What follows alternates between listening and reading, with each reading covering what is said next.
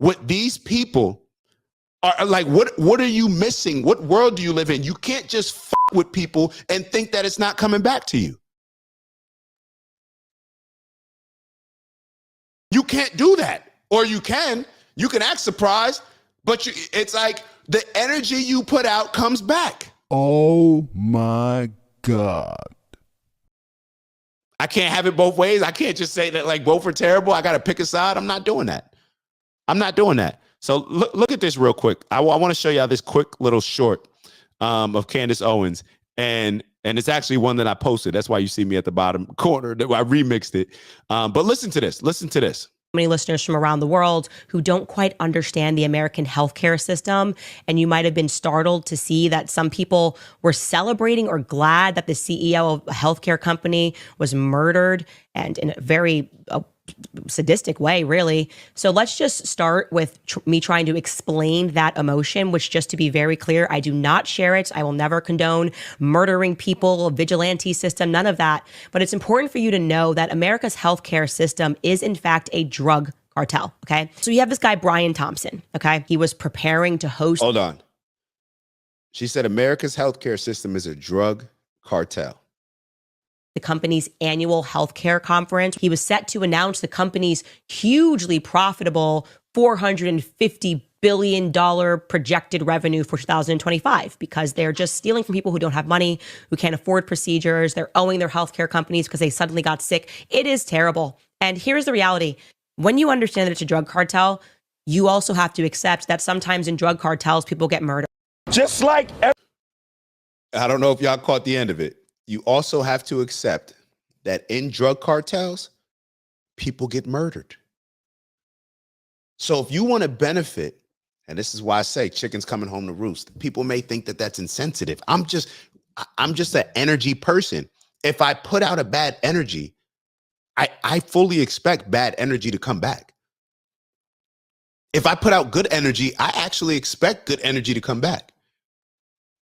So if I'm operating my business in this drug cartel type of industry, and I know the things that I'm doing on my end are harming a lot of people, why would I not expect that to come back? Matter of fact, I probably wouldn't be feeling comfortable walking around the city like that. I'm being totally honest.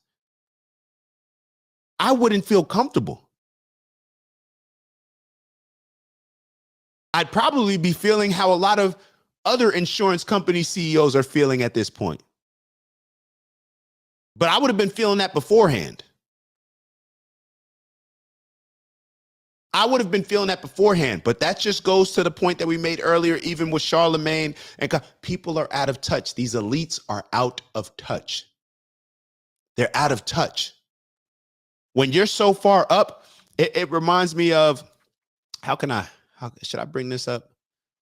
All right. So it reminds me of, before we get back to this conversation, of when you're the person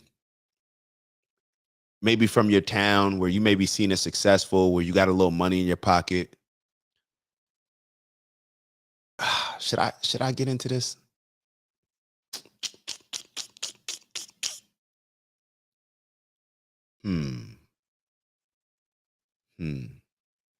All right, let me be real with y'all, man.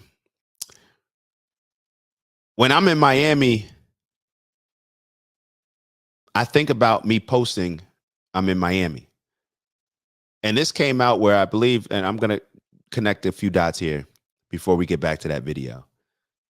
But with the Joe Burrow situation, or I'm not sure if y'all are familiar. Joe Burrow is a quarterback on the Bengals, doesn't even matter, but his house got robbed. And apparently like 3 quarterbacks, their homes got robbed during the games that they were in, because they know that nobody's home, right?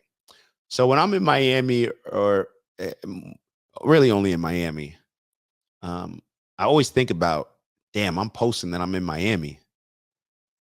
What if somebody knows where I live in Jersey? They know that I'm not home. Now, certain part of me says, like, good. If you're going to rob me, if you're going to do something, do it when I'm in Miami. Do some due diligence. Do your homework. Figure, be a good burglar.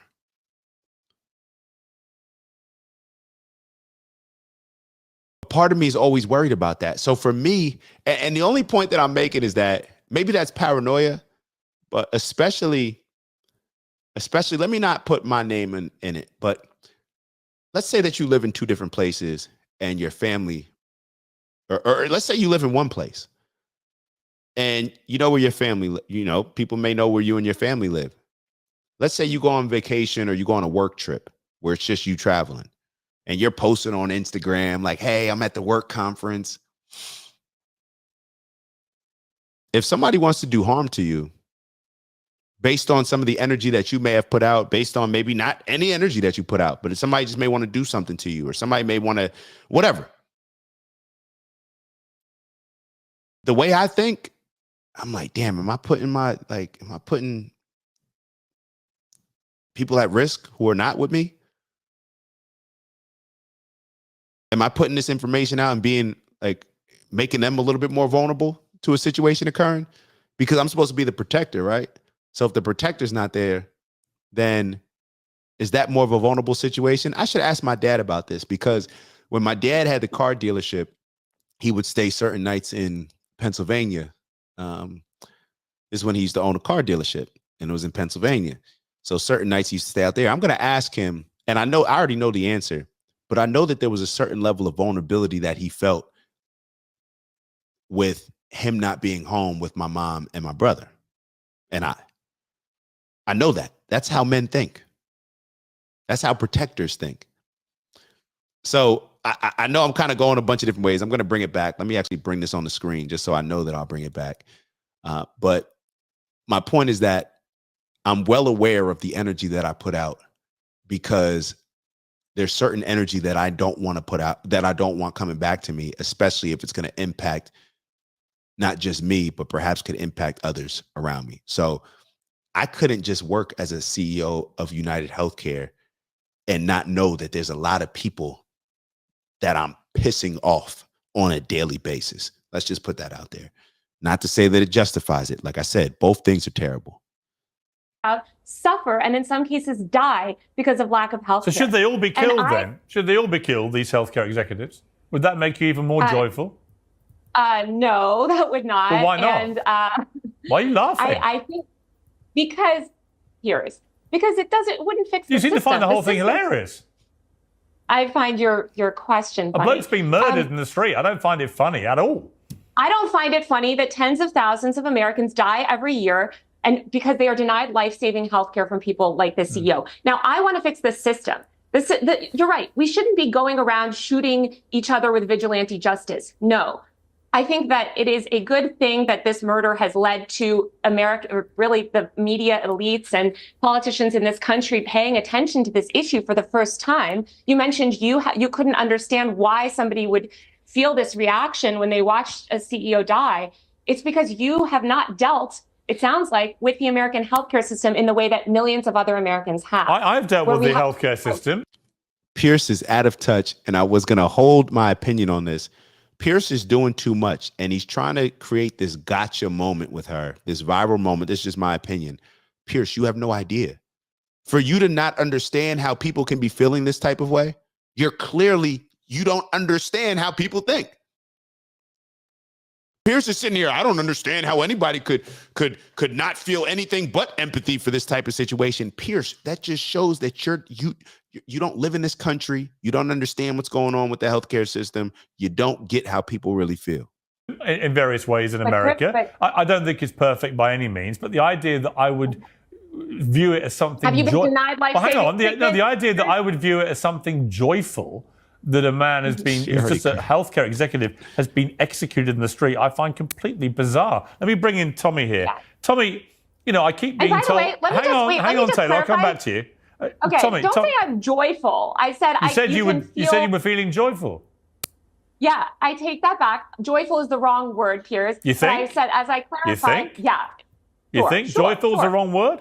Yeah. Sure, I'd say it is. Vindicated, celebratory, because again, it feels like justice in this system when somebody responsible for the deaths of tens of thousands of Americans suffers the same fate as those tens of thousands of Americans who he murdered or Tommy, whether Taylor wants to retract the word joyful or not, we all heard her say it, and I was just shocked. I mean, I find that kind of response utterly shocking, that someone could be murdered in the middle of Manhattan who happens to be an executive for a healthcare company, and people think this is something that makes them feel joyful. Yeah, this is still the remnants of the incredibly bratty Occupy Wall Street movement that's morphed into 100 other movements by now, all equally as disgusting. But to celebrate the murder of a husband and a father simply because you disagree with his position at a company, or you disagree with the company, or you disagree with the system of healthcare that we have in the U.S. is quite frankly sick, twisted, and disgusting. Why you'd celebrate anybody's murder, especially just an innocent man who you happen to disagree with, is This is a privileged.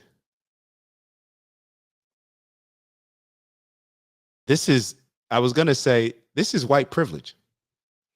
But it's privilege overall. I didn't even want to say it's white privilege. This is a privileged elitist standpoint. And the reason why I say white is because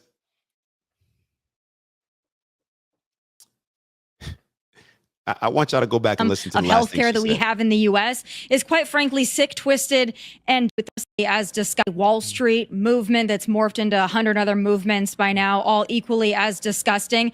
But to celebrate the murder of a husband and a father simply because. I wonder if she has that same energy when it comes to Israel, Palestine. Ooh. Because if you shouldn't celebrate any murders, right? Based on what she's saying, you shouldn't celebrate the Hamas people being murdered, right? Like I'm just going off of what your words. Since y'all are holding her accountable to the words that she said, that she already said that she didn't mean, that she used the wrong words, I'm just holding y'all accountable to that same standard. Because I've seen plenty of people celebrating deaths. Let's just be honest. Plenty of people celebrate deaths. Russia, Ukraine, there's plenty of people celebrate deaths. And I don't even understand why she's trying to stand from this moral high ground. You should never celebrate these things. Really? Really? My question for people like her is what about, I wonder what her opinions were when Nikki Haley was signing bombs, signing missiles. Now, I don't know her opinion, but what would be the opinion of all these people? Did they have this same outrage when Nikki Haley was autographing bombs to go kill people in Palestine? Was that energy still the same? I'm just wondering. Is that energy the same when you have to the CEO, let's say, of Pfizer, when it's already come out that they were misleading people to put something in their body that could have caused harm, could have even led to death in some cases, right? I'm pretty sure that it probably, in the fine print, I'm sure it said it on before a lot of people got that vaccine, that this could harm you. This could even lead to, in certain cases, even lead to death. I don't know. I don't know. But I know that the vaccine hurt people. This is an elitist standpoint.